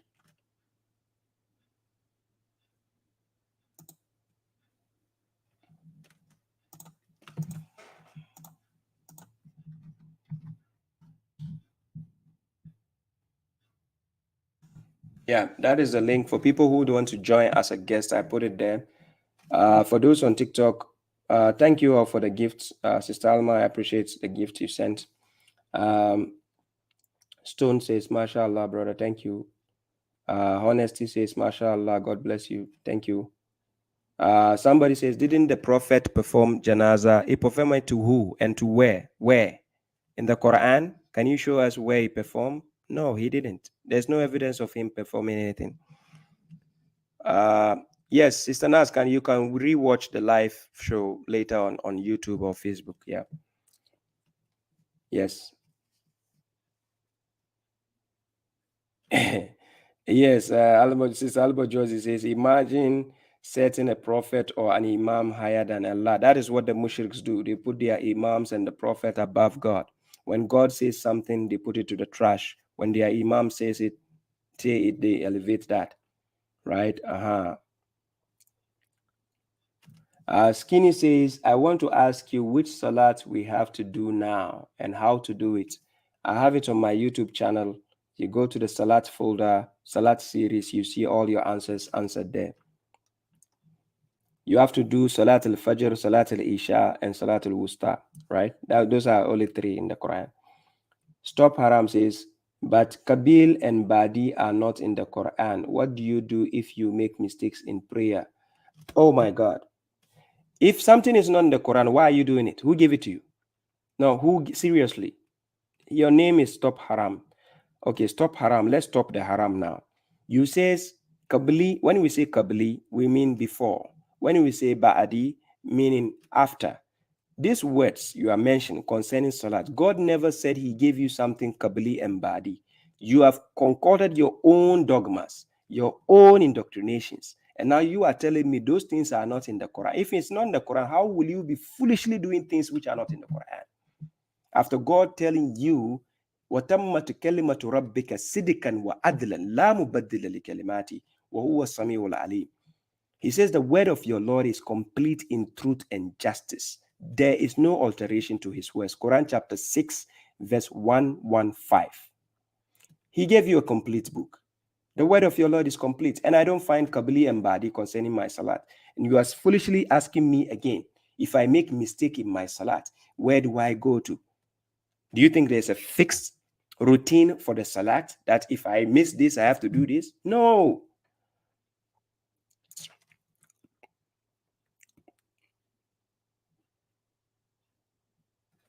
Can you show from Quran the 5 prayers? That is another stupid question. Can you explain to me how you pray your prayers of the day? How many prayers do you and how you, oh my God, you guys love questioning like this. I wish this guy can call and ask me the same way. Then I'll throw back the question to him. Then I said, out for all the 30 years, 40 years you've been praying, can you prove to me the one you have been doing where God asked you to do? Then we will see who will sweat. Aldo says, salam, bro. Salam to you too. LA says, but the prophet had African slave. That is what you want to believe. You want to believe the garbage books they give you, right? Those garbage books tell you Bilal is a slave. You believe it, right? The hadith books telling you Bilal is a slave. You believe it. And out of the foolishness of some of you, they even tell you, oh, when somebody saw the dream, how to call the salat. Oh, he told they didn't tell any Arabian there to call the salat. It was a slave they tell him to get. So if it was a good thing, why a slave the one going to call the salat? Stop using that aspect of dogma to discriminate each other. Put those garbage books away. It's not part of Islamic history. If you need the Islamic history, read the Quran. The history is there. The history, hadith of Prophet Muhammad is found in the Quran. Hadith of Musa in the Quran. Hadith of Ibrahim is found in the Quran. Hadith al-Ghashiyah in the Quran. Hadith al-Junud in the Quran. What do you need? What does the human need? God says, Ma farratna fi kitab min shayin. Quran chapter 6, verse 38. He left everything in the book there. He didn't leave it out. Whatever you find in the Quran is for you to practice your deen. Whatever you don't find in the Quran has nothing to do with Islam. Simple. Simple.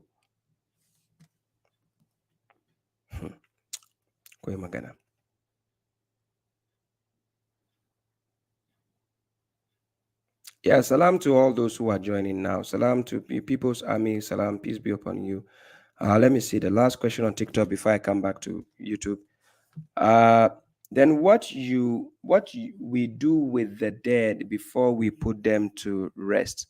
You should be asking the same question. What did they do to the father and mother of the prophet when they died?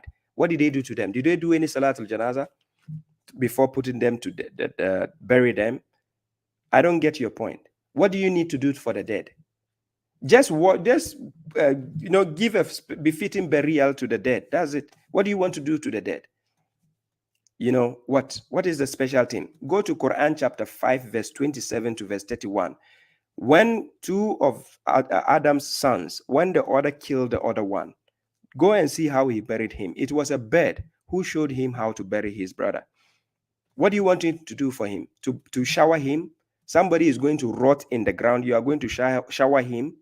You take him, you give him perfume to do what? To go and impress who underground? The ants or the what? The snakes or what? Huh? What? No, what do you want to do for the dead? He's dead. If I'm alive, you shower me. If I'm at the hospital and I cannot walk, shower me and give me clothes. But if I'm dead, what do you want to honor me with? Like to put perfume on me, to put makeup? What's wrong with people? What do you want to do for the dead? To pray for him so that God will do what for him?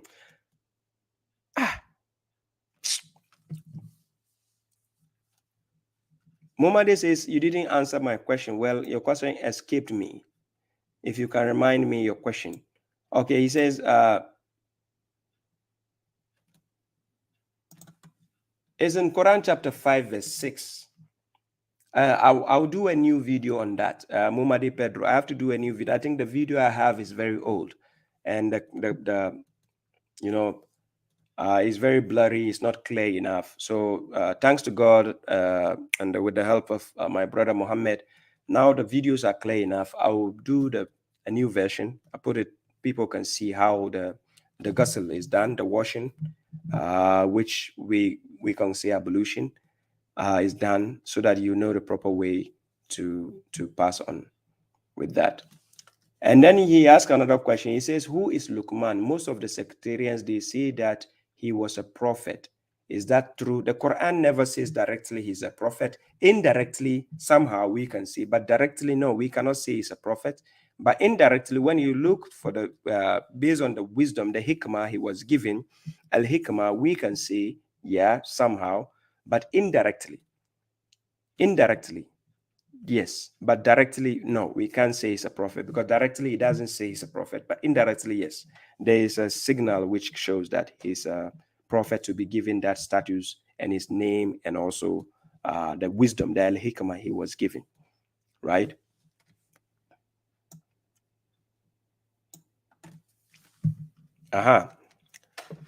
Hamdu Isaku says, please, is there any prophet who came from Africa? When the prophets were alive, there is no continent called Africa. So Africa just came later on in time. The continent Africa was not named Africa back then when the prophets were on earth. So there was no continent called Africa. Africa is just, the later thing that came.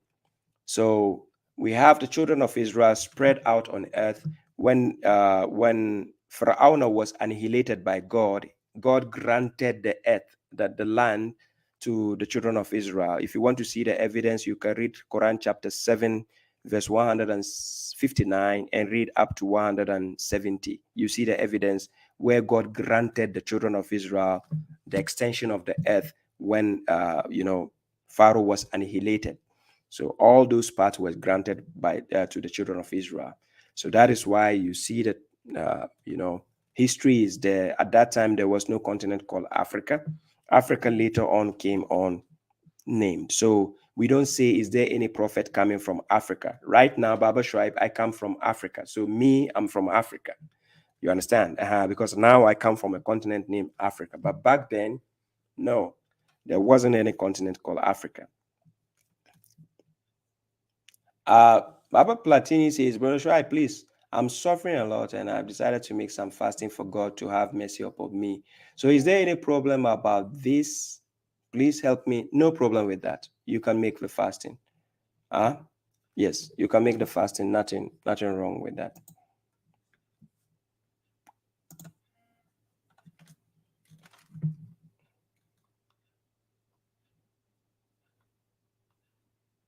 So a sister is asking a question. She says, brother, if you could kindly shed some light with regards to marriage to a Muslim who believes in the Quran, but also accepts so-called narrations like Bukhari, Muslim, Hadith books, right? In the hope with further understanding, this person will research in order to know the conflicts of such literature and hopefully amend his ways, basically open to research. My sister, I would recommend you to check one of my videos I did with Alhaji Africa. It's on my YouTube channel. If you go to Sahih Hadith folder playlist, I have a video I did about two hours like discussion with this brother of mine, Elijah Africa, who is based in the US. I spoke about the authenticity of the hadith and its history, right? The history of the hadith and the authenticity of the hadith. I spoke about that. I would recommend you take that video and share that link to this brother. And also, what I can advise is, look, when somebody finally finds guidance, it's not as if when they find guidance, they can just eradicate whatever they have been doing in the past. It takes time because it's a transit. It's like a journey. So it takes people time to start, trimming old things away. They don't just trim it at once.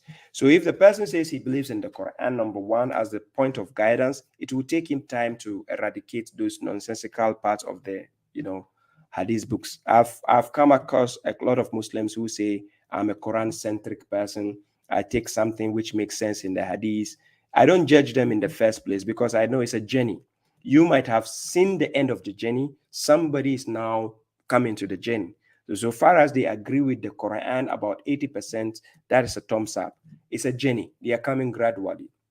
I know a lot of people who follow the Quran alone for guidance, but they keep telling me, brother, mashallah, you are very knowledgeable, because it seems they are learning some things from what I say out there, what I lecture people out there. I do also learn some aspect from people. I'm not claiming I know it all, but the point is, no matter how somebody is knowledgeable, there's somebody above him. Above every possessor of knowledge, there's one who is all-knowing above. So that's how knowledge evolves. So we learn from each other, just like Musa alayhi salam, Quran chapter 18, verse 65 to 82, he went to seek for knowledge. It doesn't mean he knows it all just because he's a prophet. No, there are certain things you learn from other people as well. So with time, we trim things away, and then I would have been worried if you tell me this brother doesn't believe in the Quran, but rather he give credence to the Hadith books more. That's dangerous. But if he put his major weight on the Quran, that's a thumbs up. With time, he will trim all the nonsensical issues away, right, and follow the right path when he has the more clarification. Because the problem is some people want to stick with the Quran, but they don't have explanation for certain questions they are asked from the Hadithiyuns and the mushriks. You understand? So that becomes a challenge for them. That is why they are still holding on to some parts of the Hadith books. But my sister, rest assured, if you share him that link, and I will share you, I have your link, so I will share you the link where you can share to that brother. Let him watch concerning the Hadith, and I inshallah, he'll be convinced on that. Yeah. So Mahama Abu says, how do you make up for a missed prayer? No, then you don't make up for a missed prayer. You'll be fooling yourself if you said you missed a salat and you want to make it up. You'll be fooling yourself, to be honest. If God says get up at Fajr to make a salat, then let's say you get up, you wake up and it's 10 o'clock in the morning. Now, how do you get the Fajr back? God gave you the appointment at Fajr and it's gone. How do you get it back? If somebody says you have to make up a missed prayer, simply ask them this question. Quran chapter 18, verse 9, you read up to verse 21. The youth who slept in the cave for 309 years. Ask this person. At their time, there was a masjid. They slept for 309 years. So meaning they missed the salat for 309 years. How are they going to pay it for the missed salat? How are they going to make it up? Is there any rules of making up? So how are they going to make up? So they are going to make up 309 years of salat. Can you imagine? It's gone, it's gone. The one ahead of you, you do that. If this one misses you, make sure it is not something of vanity that makes you miss. That is why God says, La taqrabu salata wa antum sukara hatta ta'lamu ma taqulun. Do not approach the salat while you are intoxicated until or unless you know what you are saying. So meaning there's an exemption. So meaning if I'm actually waking up from sleep and I'm in slumber and I'm intoxicated and I don't know what is going on, I can sleep, salat is gone. The next salat comes, I do. It's not intentional. It's not because you are not conscious. You have to be conscious to perform salat. Why will you stand in front of God and saying rubbish and things you don't know what you're saying? You need to know what you're telling God. So imagine going to a meeting with your boss, and you are just in front of your boss, and you're like, your boss will give you a dirty slap. You wake up by force. Yeah. So the next question is, can I use local language in Rukui? There is no restriction. Nowhere God says you cannot speak English, you cannot speak Chinese in your salat, you cannot speak French. God understands every language. Go to Quran chapter 30, verse 21 to 22. Among the signs of God is the variation in your languages and your colors. So he listened to a black person, he listened to a white person, he listened to a brown person, he listened to a blue person. You speak French, he knows what you are saying. You speak English, he knows what you are saying. Remember, the salat is dedicated for God, not for any fools out there, for God. If you are dedicating your salat to God, he understands your language.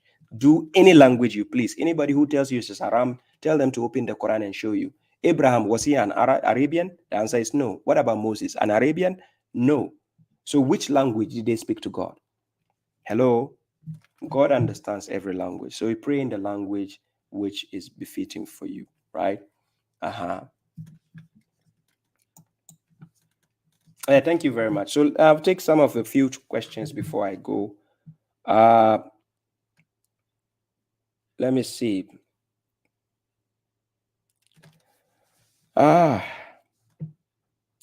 Abdi Hashi says, but Muhammad is the one who is explaining as Quran because Allah revealed him. Now bring me the tafsir of Muhammad. I'm waiting. Abdi Hashi, please. I need a book which says Tafsir al-Muhammad. Bring me that book. Wallahi lazim, I'll be your servant. I'll serve you. I'll wash your panties for you. Bring me a book which says Tafsir al-Muhammad. I'll follow it. If you don't have it, then shut up and listen. You guys have been fooling yourselves for a long time. It's time to wake up. You can't be next to the correctional officer and you are a fool. I'll wake you up. Muhammad Abu says the Quran shows us how to pray during war or emergency situations.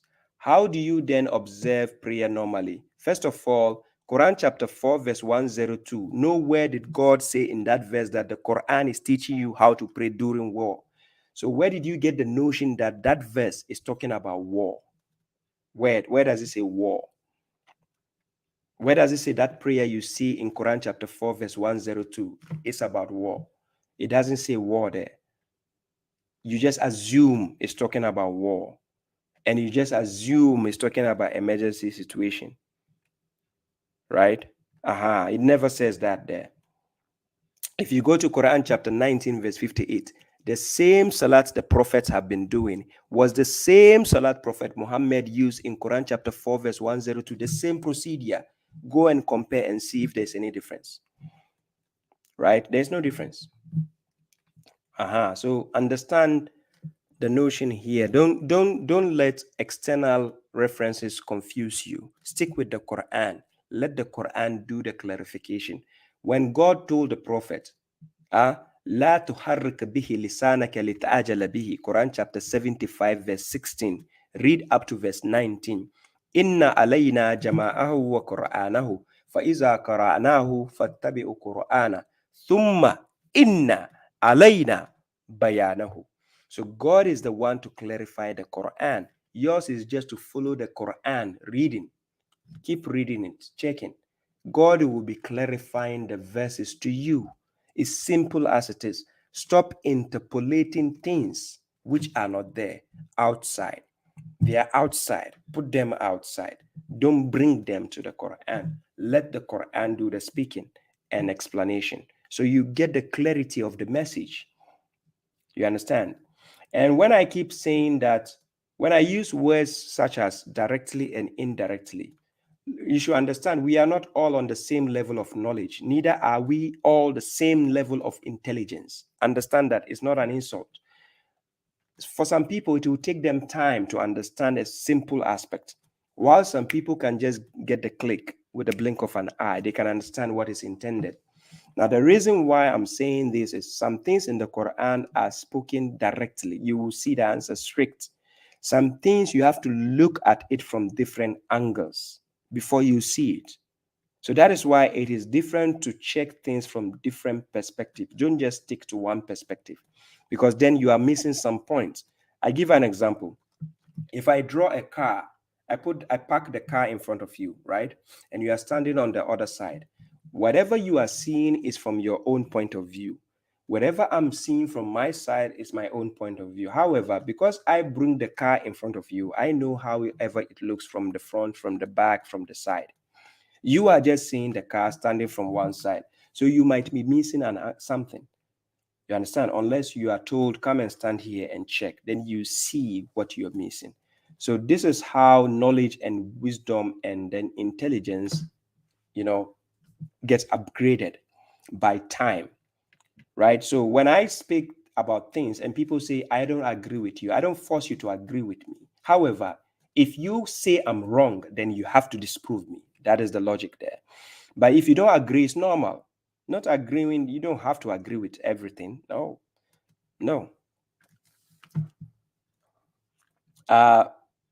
Momade Pedro says, babashuaib, is this verse 34:46 showing us that we should perform salat in 2 units? No. Quran chapter 34 verse 46 has nothing to do with salat in 2 units. People are misquoting the verse. Yeah, it has nothing to do with that, right? And Quran chapter 4 verse 102 never said salat has 2 units. However, the reason why the prophet used the first unit for the group, remember, it was telling us that the other group had their weapons and they are guarding this first group. So in order to have the other group to guard them, it has to be splitted into 2 groups. When the other group finish their salat, then the other group can now come and also be as guards. That's why God gave the example. But there is no stipulation where God says if it was during war. No.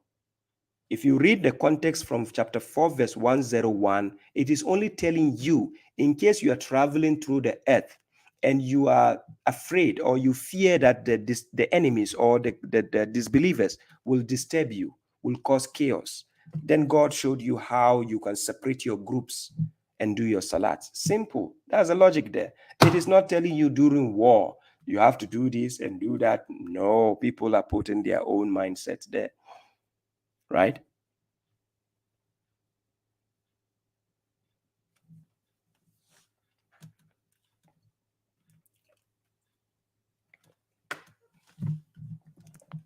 How I get your translated Quran? Any link? Translated Quran, if you want to buy the hardcover, fine. There are links to that. The hardcover copy, I think I have the link here. Let me see. If you want to buy the hardcover, that is the link. But if you need a free PDF, even though I do have it where people can purchase the PDF as well. But the point is, if you need it, you have to get in touch with me directly by my phone number, correctional officer's number. I put it on the page as well. That is my WhatsApp number. You can get direct contact with me and you introduce yourself. Please kindly introduce yourselves when you are trying to approach me. Don't just come and say, hey, brother, I need your PDF. No, don't come like that. If you are giving people gifts, you need to know them. You need to know who you are giving. So I need to know you, identify yourself, explain who you are. Then I present it to you, right? Then how many raka'at, units of salat, we should offer? There is no such thing as raka'at or units of salat according to the Quran. God never said we have 3 raka'at, 2 raka'at, 4 raka'at. No. When we say raka'at, we are talking about the ruku'i. So they put that raka'at. That means the raka'at, the ruku'i you do how many times? Because they use that to know the unit. And God never said there are 2 rakats, 3 rakats, or 4 rakats. So somebody will say, then how do we do? You saw the example in the Quran, but the Prophet used 1 unit to give a group salat. He used another 1 unit to give another a group a salat. And we see the example of the Prophet. It was only one unit God was explaining about. So what is it with the notion of rakat? Where did people get it from? I don't get it, right? So no such thing as rakat. Irene Sophia says, like the place on the stars. What means the dog stars? Irene, what are you talking about? What stars are you talking about? I don't know which stars you're talking about.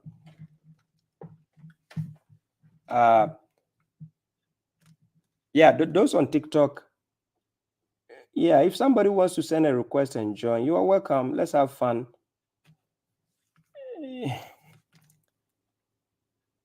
Yeah, let me see. What is there? What is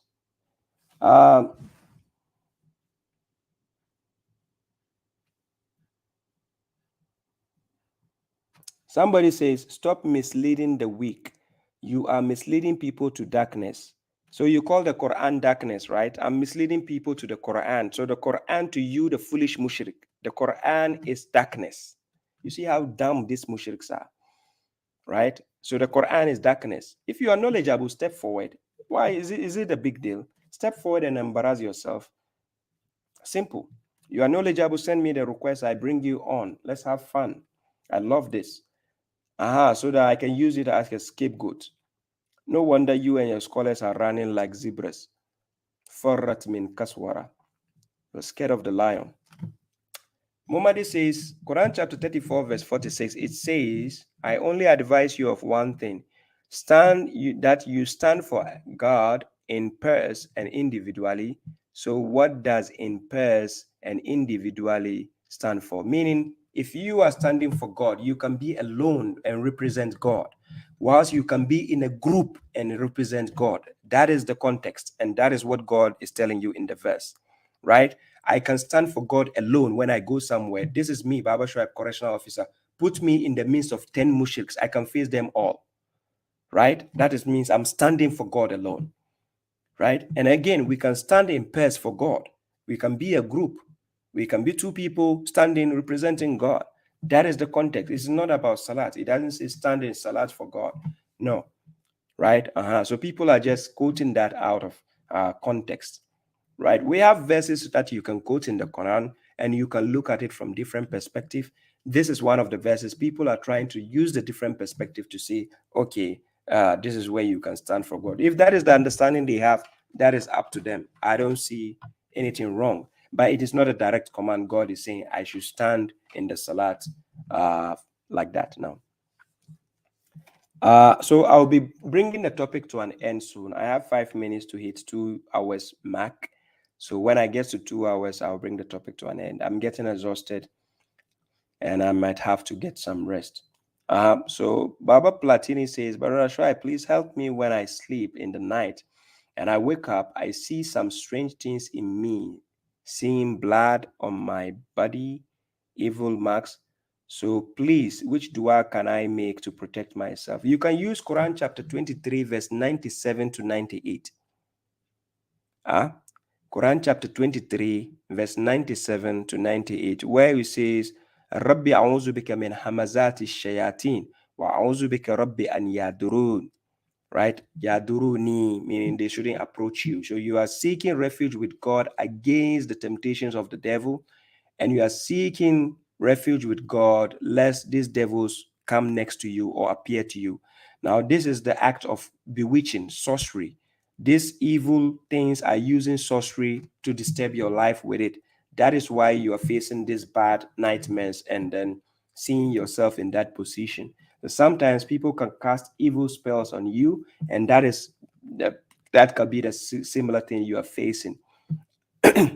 So, Baba Platini, pay attention to that and seek refuge with God. Yeah. So, ladies and gentlemen, yes, Alice, thank you. Now, you know. So, for those on TikTok, you see, I'm here. I'm not scared of anybody, but you are scared to join me. You keep typing, he's misleading people. You are misleading people. You are taking people to that. You can write whatever you want. You are entitled to your opinion, right? No problem. But this is babashuaib, the correctional officer. You hop on my channel, I'll straighten you. Yes, I might give you the chance to express your ignorance, because the world will get to know how ignorant you are. I'm streaming on YouTube and Facebook. Yes, Hina.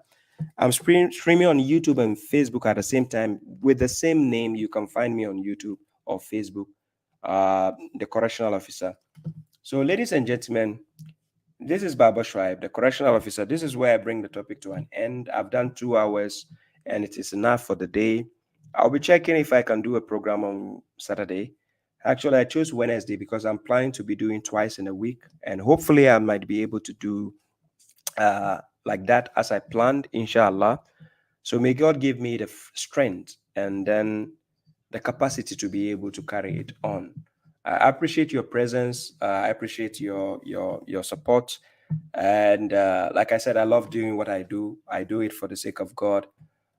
So let's keep up and learn more, right? The best of the knowledge I have is what I present to you.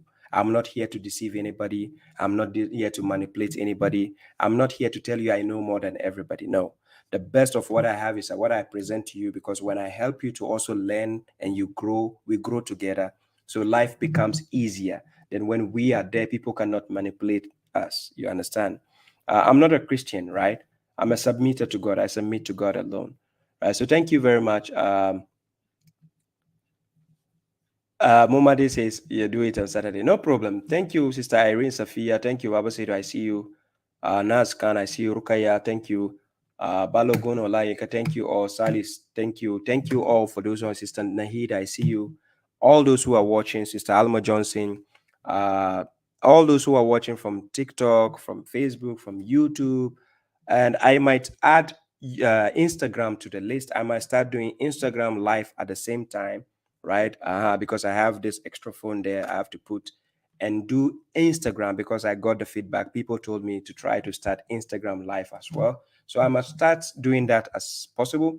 But the point is the TikTok videos and the Instagram videos will not get the chance to be replayed, whilst my videos on Facebook and YouTube, for the replay, you go there and you get to watch.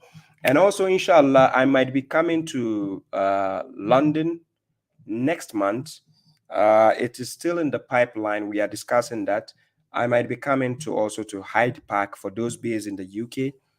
This is part of my plans. Inshallah, next month you might see me there. Inshallah, God permits. Let's hope all goes smoothly. I'm in good coordination.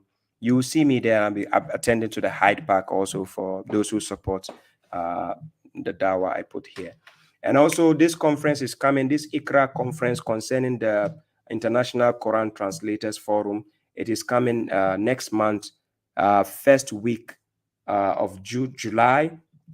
Inshallah, babashuaib, I'll be part of it. It is happening live, and it will be streamed on ikra.steady. I think ikra.steady. You can Google it. Is it .com or something? You Google it and see. I'll be partaking, inshallah, also, but it will be streamed live on the internet. So inshallah, you get to see me also, and I'll be speaking about the comprehension of the Great Quran. I think each person will be given like 10 minutes or so to speak. So let's see what happens, inshallah. Coming next month, like I said, I put the traveling to London in my plans. So you might possibly see me, God willing, there, and I'll be at the Hyde Park to see some of the heebie-jeebies sectarians over there. And let's see how they can blah blah their mouth physically when we meet. So, ladies and gentlemen, this is the correctional officer Q&A section. This is where we come to an end, and God willing, we get to see again maybe Saturday, hopefully Saturday, and let's keep up. So thank you all, ladies and gentlemen, for those attending, those who are here, those who will watch the replay. I appreciate your presence and your time. For the time being, this is where I say Assalamu alaikum to you all. For those on Facebook, on YouTube, peace be upon you all. I'm out.